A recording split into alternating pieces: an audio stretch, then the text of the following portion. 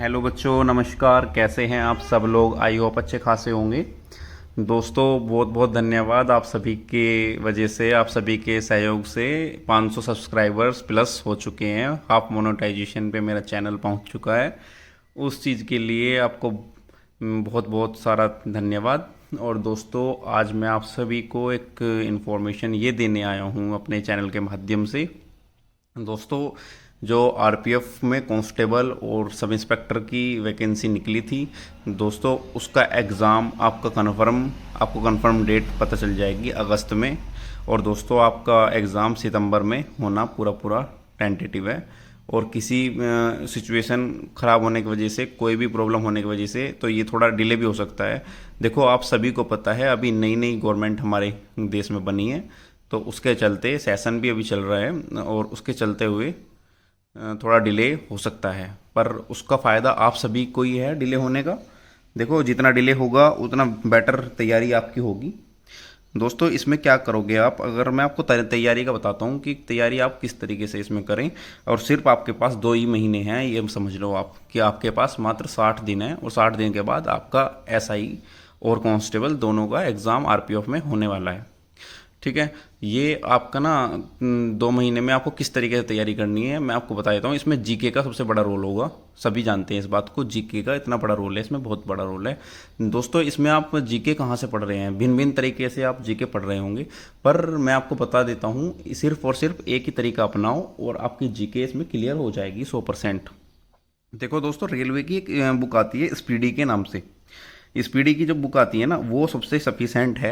अगर आप उस बुक को अच्छे से रट लेते हो ना, और रटने के बाद में आप क्या करते हो, देखो इनमें क्या रटना क्यों कह रहा हूँ मैं, देखो याद करना एक अलग चीज़ है, रटना एक बहुत बड़ी चीज़ है। जीके तो हम हर बच्चा रटता ही है, और रटने से ही फ़ायदा है। देखो, ऐसा है, कुछ टाइम के लिए आप सभी को जानते हैं, थोड़े बहुत दिन बाद आप भूल जाओगे जीके।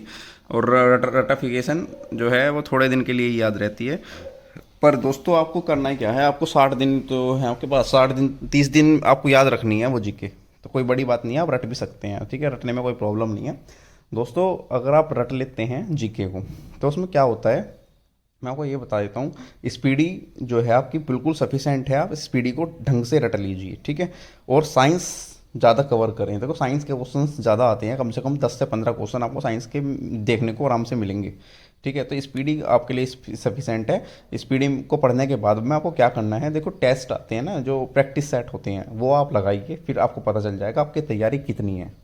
ठीक है। आप मैं ये कह रहा हूँ, अगर स्पीडी आप ढंग से पढ़ लोगे ना भाई, तो करीबन आप 80% जीके अटैम्प्ट कर जाओगे। 80% जो जीके अटैम्प्ट कर रहा है ना, बहुत बड़ी बात है आरपीएफ रेलवे में। ठीक है।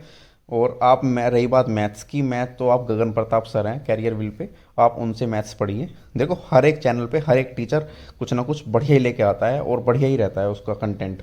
आपको देखा होगा, अंकित भाटी सर हैं, उनका जो चैनल है RWA रोजगार विद अंकित, उस पर आपको एक नवीन सर हैं, नवीन सर की जीके ही और हिंदी फेमस है पूरी, अच्छे से लोग बाग बहुत ज़्यादा अच्छे से पढ़ते हैं उनकी।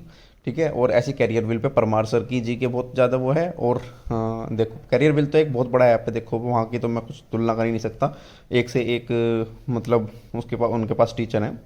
ठीक है। पर मैं आपको यही बताऊंगा कि गगन प्रताप सर हैं, उनसे तो आप मैथ पढ़ लीजिए, क्योंकि मैथ थोड़ा एडवांस पूछा जाता है, और थोड़ा मतलब हाई लेवल का मैथ पूछा जाता है इसमें। और थोड़ा सा मॉडरेट लेवल की जीके आएगी, जीके हार्ड नहीं होगी, थोड़ी मॉडरेट होगी, पर मैथ थोड़ा ठीक ठाक पूछा जाता है, मॉडरेट टू हार्ड। पहले ही बता के चल रहा हूँ, खुद किसी को नहीं कर रहा हूँ फालतू में छोटी मोटी बात बता के कि हाँ भाई इजी आता है, आप मत पढ़ो, ये करो और वो करो। अगर आप ढंग से पढ़ोगे ना मैथ, तो ही आप क्लियर कर पाओगे मैथ को। ठीक है। मैथ्स पे थोड़ा ध्यान देने की ज़रूरत है। देखो, आरपीएफ की तैयारी आप करोगे तो आपका एसएससी एमटीएस का भी निकल जाएगा साथ में, क्योंकि एमटीएस में सिर्फ मात्र 40 में से 12 नंबर आपको लेके आने हैं।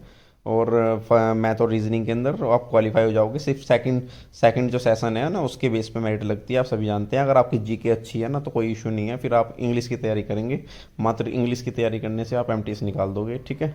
तो ये है भाई, इसलिए आप जो है ना जीके की तैयारी स्पीडी से करो।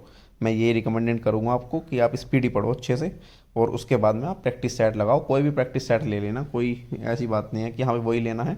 पिनैकल का प्रैक्टिस सेट आता है इस टाइम पे, वो ले लेना, वो सबसे बेटर है, पिनैकल जो बुक आती है। ठीक है। और भाई, आपकी एग्ज़ाम डेट मैं आपको बता दी है, अगस्त में आपको पता चल जाएगा आपका एग्ज़ाम किस दिन है, किस कहाँ पे है, क्या है।